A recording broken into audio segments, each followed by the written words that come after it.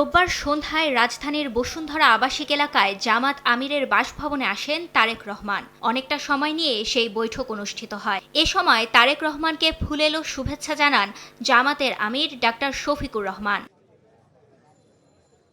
সাক্ষাতের সময় সেখানে উপস্থিত ছিলেন জামাতের নায়েবে আমির ডক্টর সৈয়দ আবদুল্লাহ মোহাম্মদ তাহের ও সহকারী সেক্রেটারি জেনারেল এহসানুল মাহবুব জুবায়ের। ছিলেন বিএনপির মহাসচিব মির্জা ফখরুল ইসলাম আলমগীরও।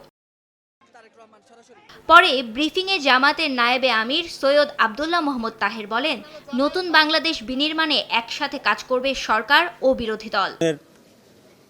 নিউ কালচার নিজেদের ভিতরে থাকাটা এটা একটা গুণগত পরিবর্তন। It's a good beginning. অত্যন্ত সাহায্যপূর্ণ পরিবেশে আলোচনা হয়েছে। আমরা দীর্ঘদিন বিএনপি এবং জামাত ইসলামী একসাথে স্বৈরাচার বিরুদ্ধে আন্দোলন করেছি, সংগ্রাম করেছি। গঠনে আমরা সরকারের অংশগ্রহণ ছিলাম।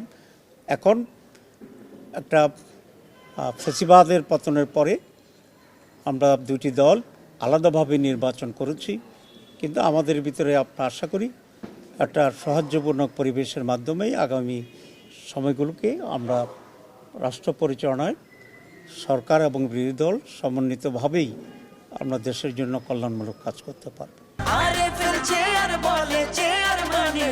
আরএফএল চেয়ার, ক্ষমতার নয় সমতার চেয়ার। ডাক্তার শফিকুর রহমানের সঙ্গে সাক্ষাৎ শেষে জাতীয় নাগরিক পার্টির আহ্বায়ক নাহিদ ইসলামের সঙ্গে দেখা করতে বসুন্ধরা থেকে বেইলি রোডের বাসায় পৌঁছান তারেক রহমান।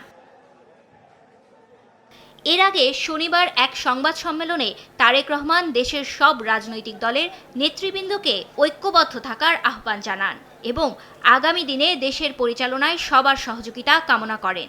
এ সাক্ষাৎ যেন তারই প্রতিফলন। ফাহরিয়া ফারুকী, সময় সংবাদ, ঢাকা।